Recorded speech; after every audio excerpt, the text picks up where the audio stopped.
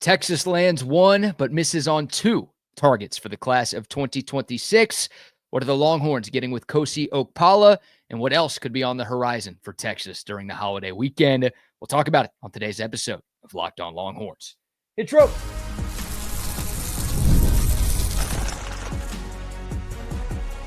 You are Locked On Longhorns, your daily podcast on the Texas Longhorns. Part of the Locked On Podcast Network, your team every day. Welcome in. You're locked on to the Texas Longhorns. I'm your host, BK Brad Kellner, Texas grad, Austin local, and longtime sports radio host in the Lone Star State. Thank you for making Locked On Longhorns a part of your day every single day. We're free and available wherever you get your podcasts and on YouTube as well. Please like, subscribe, turn on notifications, and remember to leave a comment. That's one of the fastest ways to help us grow here on Locked On, your team every day. This episode is brought to you by Monarch Money. Take control of your finances with Monarch Money. Use code LOCKEDONCollege at monarchmoney.com for 50% off your first year. We will set the stage for what should be a huge recruiting weekend for Texas football. I'll also run down some of my favorite fireworks for Texas in recent years, but we'll start by talking about what went down yesterday. 3 Texas targets have announced their commitments since we recorded yesterday's show. We'll start with the good news. It actually happened earlier today. 4-star edge/linebacker Kosi Okpala committed to Texas. Okpala is from Maid Creek High School in the Katy area near Houston. He chose Texas over Miami, Penn State, and Baylor. Those were the other 3 hats on the table in front of him during his ceremony earlier today. A little bit on Kosi Okpala. Don't sleep on this kid. 6'2", 230 pounds. He is the 42nd ranked edge in the nation. He is the 56th ranked prospect in the state of Texas overall for the class of 2026. Not the highest numbers, but I'm telling you, I really like this kid's game, and I think he is going to be an impact player when he gets to campus. I mentioned he's listed as an edge. He's going to primarily play linebacker at Texas. There's a chance he's more of an off-ball linebacker on first and second downs, and then maybe he shifts to an edge position on third down in those obvious passing situations. But I think more often than not, Okpala is going to be playing a traditional linebacker role when he gets to campus. Okpala admitted that he gave a silent commitment to the Texas staff when he was on campus the weekend of June 20th. So Steve Sarkisian and company have known about this for a while, but obviously we all found out about it today. Okpala gave a couple of quotes after his commitment. He mentioned that Penn State was right there with Texas. Again, Penn State, Baylor, and Miami were the 3 finalists. Sounds like Penn State was closest. Okpala said, quote, "I was flip-flopping between Penn State and Texas, but it really came down to where I wanted to play. Now it was Texas. I'm confident, and I believe in Coach PK to put me in the best place, whether it's off the ball or rushing off the line of scrimmage. But I was flip-flopping between Penn State and Texas," end quote.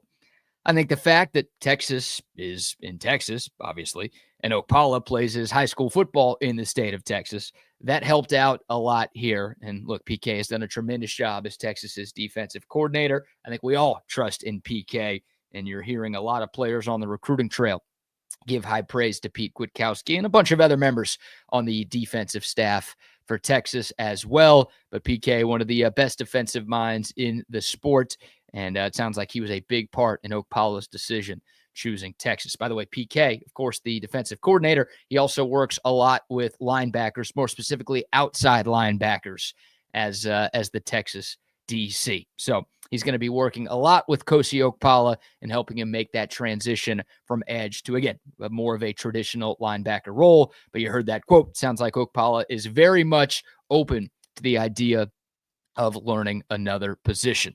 Okpala is the first linebacker prospect for Texas in 2026. Again, listed as an edge on just about every recruiting service, so you might not see him listed at linebacker, but that's what he is, and that's what he's going to be when he gets to Texas.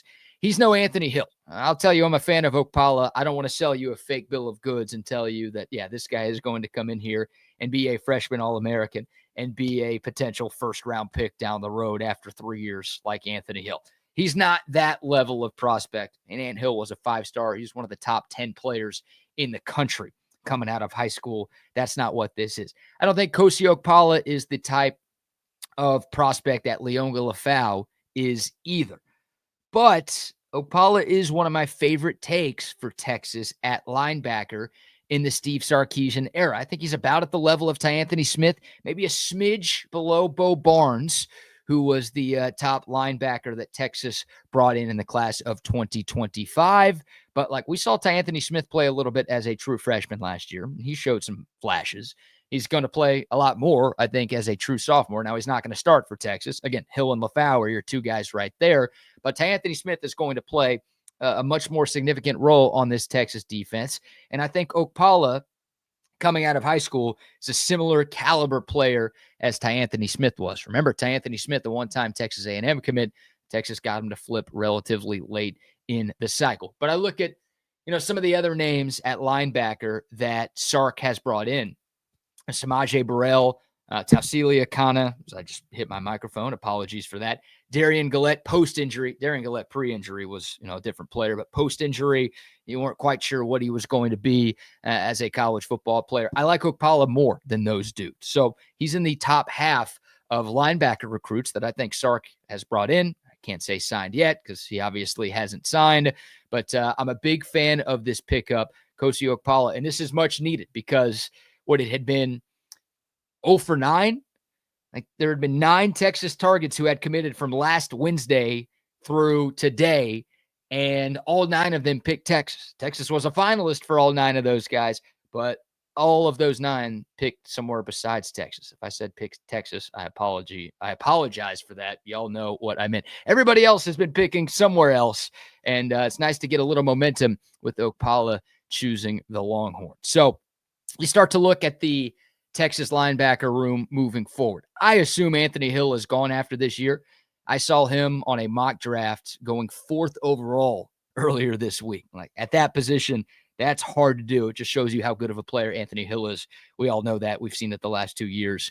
We're excited to see it again 58 days from now when Texas plays Ohio State. So Anthony Hill, I assume, will not be here in 2026. Leonga LaFau could leave. This is his 3rd year of college football. I assume he's going to be back if he does have a fantastic season and, he reaps the benefits of playing alongside Anthony Hill, and LaFau's projected to be a top flight pick next year. Maybe he goes, but my guess is LaFau will return in 2026. Same thing with Brad Spence, the Arkansas transfer who's going into his 1st year in Austin. T'Anthony Smith will be back. Bo Barnes, the aforementioned Elijah Bo Barnes, will be going into year 2. I think that guy is going to be a factor on this Texas defense at some point. So the room is in a pretty good spot. Now that you add Kosi Okpala to the list, again, LaFau, Brad Spence, T'Anthony Smith, Bo Barnes, Kosi Okpala, that's pretty good, but I think Texas wants to add more. And you know what? We'll save the bad news for next segment, or maybe we won't get to the bad news. It's a Thursday that feels like a Friday. We'll count it as a Friday. So let's keep the positive vibes going. Speaking of linebacker, Texas is starting to trend for Marietta, Georgia linebacker Braden Rouse. For a long time, the fake UT, Tennessee, has been considered the favorite in this one. But a source I talked to yesterday said it's now a coin flip between Texas and Tennessee. A little background on Braden Rouse, if you're not familiar with his work. He's a top 100 player in this class and a top 5 linebacker in this class, according to the composite rankings. About 6'2.5", 220, 225. Texas has been pressing hard. It's no coincidence that the Longhorns have been making waves in this recruitment recently. They are really trying to land this guy. They love his versatility, kind of a modern day linebacker size. 10, 15, 20 years ago, you hear 220 for a linebacker, and you're like, yeah, that's not, maybe go back into the secondary. That's not big enough. Now, modern day, you need guys who can move. You need sideline to sideline guys who can play in space. Texas loves this kind of versatility. A lot of schools across the country do as well, but that's why Texas has been making such a strong push for Braden Rouse, and clearly something they're doing is working. Michigan and Alabama are involved with this one too, so we'll see what happens with them. No commitment date for Braden Rouse just yet, but he could be one of those guys who commits out of the blue, perhaps as soon as this weekend. People think a decision will be made soon. We'll see if it happens over these next 3 days. As of last night, though, I was told that Braden Rouse has not informed any college staff where he plans on going. Some guys silent commit, and they act like they're still undecided to the general public. Hell, some guys silent commit to 2 or 3 schools, and everybody is clueless with what's going on. It sounds like Rouse has truly yet to make up his mind. Maybe he has, and he just hasn't told anybody about it, but I think he's still deciding, trying to figure out where he's going to go, weighing the pros and cons of Texas, Tennessee, and again, Alabama and Michigan involved here as well. But he would be another huge linebacker get for Texas. Again, a top 100 player in the class. Keep an eye out on another Georgia linebacker, Tyler Atkinson. Most people think he's going to end up at Georgia, but Texas has been pushing for him. And then another name to note at that spot, 3-star linebacker Calvin Thomas from Cy Ranch, also in the Houston area. Texas brought him in on an official visit last month. Texas and Nebraska seemingly the 2 top contenders for him. So linebacker, clearly a position that this staff is hitting hard in this cycle. There's talent at Texas right now, just not a ton of bodies. Again, especially after next year when Anthony Hill's presumably gone. Texas has only had 3 linebacker takes in the last 2 cycles combined. Not 3 in each, but 3 combined. So this staff trying to get at least 2, but I think in a perfect world, they'd end up signing 3 linebackers here in 2026. All right, so there you go. Good news there with Kosi Okpala. A little bit more linebacker conversation for you. Tomorrow is a huge day for Texas.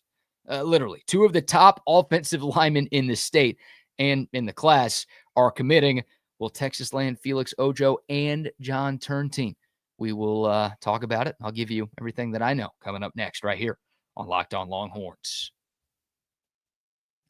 But first, a word for our friends at Monarch Money. You ever wish managing your money felt easier? Well, with Monarch Money, it can. Whether you're growing your savings or saving up for a big purchase coming up, our friends at Monarch Money can help you out because, well, it's like having your own personal CFO. When you have Monarch Money, you have full control and visibility over all of your finances, all of your cards, all of your accounts, all of your investments. They're all there in one place. Budgeting used to be so hard to do. Now you can not just budget, but you can also start building wealth as well because you keep track of everything that you are doing all in one place. It's no longer a chore to try to save up for something. It's no longer a chore to track all of your spending. It's all there in one place. Head over to monarchmoney.com. Use the promo code LOCKEDONCollege, and you are going to get 50% off your first year just like that. It's that simple. Monarchmoney.com is the website. Locked On College is the promo code, and boom, just like that, you're going to get half off your first year from our great friends at Monarch Money. All right, welcome back to Locked On Longhorns, your team every day. Tomorrow is a big day for a number of reasons. It is the 249th birthday of our great nation. Happy Independence Day to everyone out there. Big shout out to our troops who are allowing us to celebrate the holiday back home. We're the land of the free because of the brave. Y'all definitely deserve some love on this show and everywhere. Thank you very much for your service. But tomorrow is also commitment day for a number of top Texas targets, including 2 of this staff's top priorities, 2 of my top priorities for the class of 2026. Felix Ojo, the number 1 player in the state, a top 10 player in the country, a monster offensive line prospect, a man who probably doesn't need any more introductions on this show. He will announce his commitment around 1 p.m. tomorrow. There's been a lot of bad headlines and negativity surrounding Texas's recruiting efforts lately. Again, it was a little bit of a rough patch before the Kosi Okpala commitment. All of this can change with a Felix Ojo commitment tomorrow. Like, that's the type of impact he has. That's what the number 1 player in the state and a top 10 player in the class can do. Ojo has openly told people that Texas has called him a franchise player. He's also told people that Texas has told him that he is their number 1 guy in this entire class, regardless of position. So to say that Texas is coveting Felix Ojo feels like the understatement of all understatements. This is the guy the Longhorns really want, but Texas obviously isn't the only school that is going after Felix Ojo. The good news, Texas has been the trending team for a while. His parents want him to play closer to home, and he plays his high school football in Mansfield. Austin isn't too far away from the DFW Metroplex. So Ohio State, Michigan, Florida, those 3 schools are going to have hats on the table. Ojo's taken visits to those places. He's been to 8 different schools, as a matter of fact. But if the parents get their wish and Ojo ends up staying closer to home, Obviously, that's good news for Texas and bad news for those out-of-state schools. There is one team, though, that I didn't mention there that I am worried about. Welcome to the world of NIL. Don't sleep on Texas Tech here. They have ridiculous money. We now know that. Could they money whip Ojo and give him an offer he can't refuse? I don't know. Obviously, we're talking about a Texas school. Lubbock isn't too much further from Mansfield than Austin is. I never thought I'd say this, but I am now slightly terrified of Texas Tech on the recruiting trail. Again, Texas has been in the lead here for a while. I still feel good about Texas, but with the way Cody Campbell has been throwing money around, if Tech really wants him, you can't count the Raider Ash out just yet.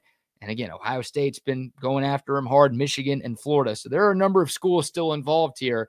The Ojo commitment's going to happen around 1 o'clock tomorrow.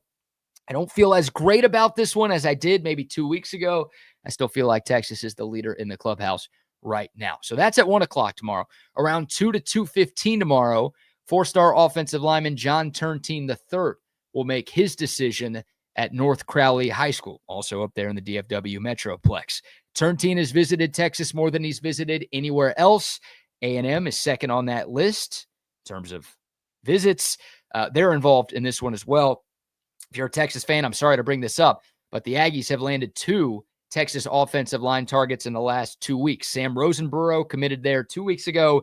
Zayden Krempin, I think last Wednesday, committed to A&M.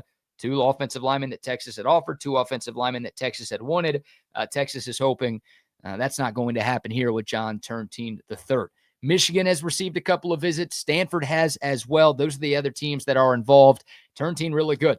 He's not quite Ojo level in terms of how he's graded, but he is the 3rd-ranked player in Texas and a top 40 player overall in this cycle, according to the composite ranking. So a guy that you want at a very important position, a guy who can play tackle and guard, super flexible, super versatile, big body, and a really, really good talent. I honestly feel better about Turntine picking Texas than I do Ojo. That wasn't the case last week. That wasn't the case 2 weeks ago, 3 weeks ago.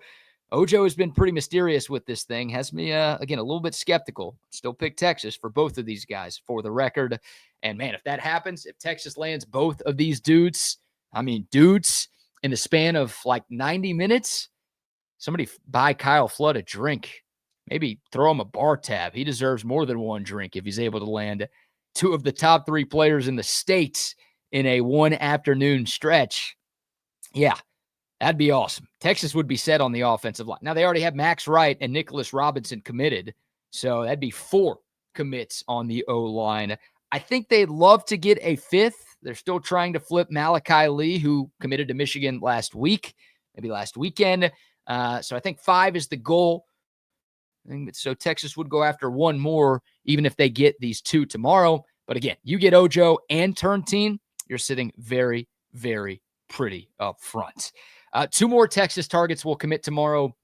We won't spend a ton of time on them because I don't think there's really any chance for Texas to land either, but I'll mention their names. 4-star wide receiver Caden Finley from Aledo, son of Texas parents. He commits tomorrow. He's going to go to Notre Dame, barring a very last-second change of heart. Notre Dame kind of came out of nowhere in this one, but they got Finley on campus for an unofficial visit in early June. They got him back for an official visit in mid-June, and Texas got the last OV here, but it sounds like Finley had already had his mind made up at that point. He went to Notre Dame the weekend of like the 13th, 14th, 15th, went to Texas the 20th through the 22nd. But again, it felt like Notre Dame did enough before Finley got to Austin to where he still came to Austin, but it kind of felt like he already knew what he was doing. So, yeah, expect Notre Dame for that one. Texas already has 2.5 receivers committed.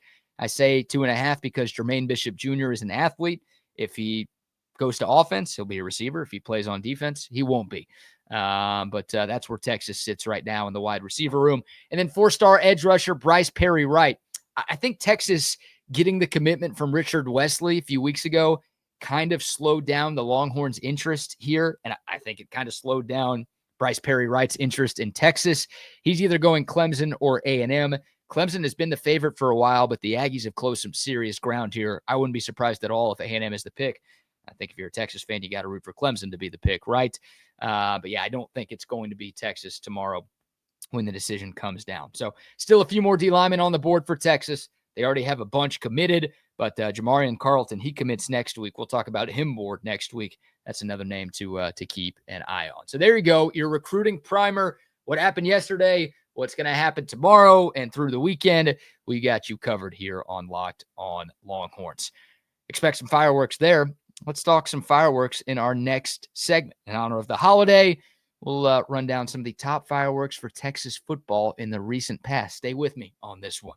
You'll see what I'm talking about next on Locked On Longhorns. All right, welcome back. Final segment. Locked On Longhorns, your team every day. Tomorrow, of course, is Independence Day. This will likely be the final show we do this week. I'm leaving town at some point tomorrow for the weekend. So if it's late enough, maybe I'll record something in the morning and get out. But just in case, I wanted to do this segment today. In honor of our nation's independence and the celebration that goes along with it, I wanted to look back at a few memorable fireworks from Texas football's recent past. I came up with a top 3 in no particular order, but these are like big explosive moments that have shaped this era of Texas football. And this era, I mean like the Steve Sarkisian era of Texas football. So here are the 3 that I came up with. Comment below with what I missed.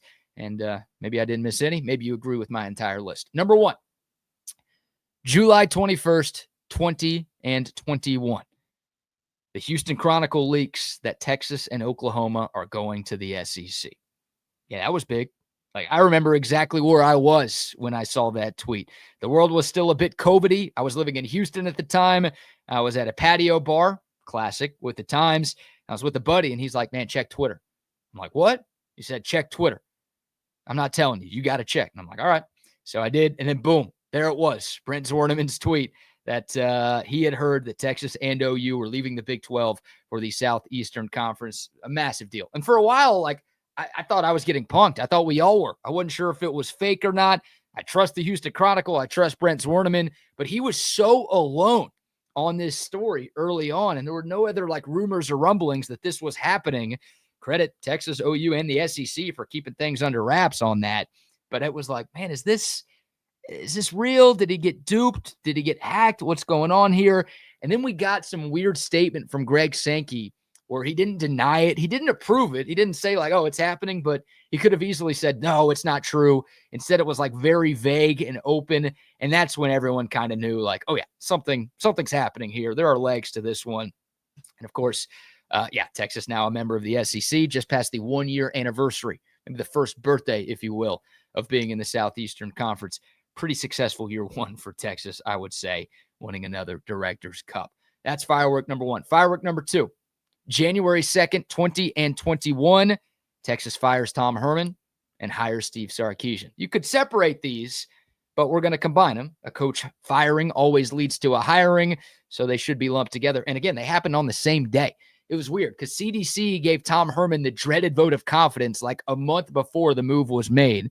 And then Texas flirted with Urban Meyer for a bit. When we found out Urban wasn't coming, it's like, all right, maybe Tom Herman's going to be back for another year. We play the Alamo Bowl. Texas beats the brakes off of Colorado. Maybe it's like, all right, Tom Herman did enough. We'll give him a year 5 to see if he can get things turned around. But January 2nd, 2021, right after the turn of the year, the move was made.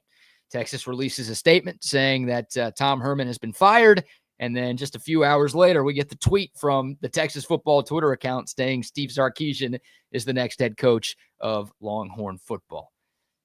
Thank goodness. Do I need to explain how much of a firework that was? Like, we're about to go into year 5 of a really good time for Texas football, a really fun time for Texas football. Things were obviously going in the wrong direction under Tom Herman. Of course, year 1 for Sark wasn't great, but since then, Texas has been on a pretty rapid incline. And I think we all feel great about where this thing is headed under Steve Sarkisian. So, yeah, January 2nd, 2021, a big firework. And then last but not least, June 23rd, 20 and 22, the first tweet sent out from an account named @ArchManning. It only contained 6 words and a hashtag, but they were glorious. Quote, committed to the University of Texas, #hook'em. Yeah, that was cool. It felt too cool. It was after 5 and 7. I was wondering if it was real. Was it even Arch Manning? It was his first tweet. Was it a hack? Was it a joke? Did the next of kin in the first family of football really choose Texas after the last decade of what we had been through? Not Tennessee, not Ole Miss, not LSU, Bama, or Georgia. Did he really pick Texas? Yeah, he did. That was huge. And yeah, this firework is about to be even bigger. So those are my 3 fireworks in honor of the 4th of July for Texas in the last few years. That's going to do it for today's show. Comment below with your thoughts. If you made it this far, number 1, thank you. Number 2, please remember to like, comment, subscribe, share, rate 5 stars, all of those great things. Really appreciate y'all making Locked On Longhorns a part of your day. For your next listen, check out the Locked On Portal Show with Brian Smith. He's got you covered with recruiting and portal news, so you're always the most informed college football fan wherever you are. Find the Portal on YouTube or wherever you get your podcast. We'll probably be back on Monday. Happy Independence Day. Stay safe. Stay healthy out there. Appreciate everyone tuning in. Plenty of Texas recruiting and all things Texas sports right here on Locked On Longhorns. But until next time, horns up, mic's off. We'll see y'all soon. This is Locked On Longhorns.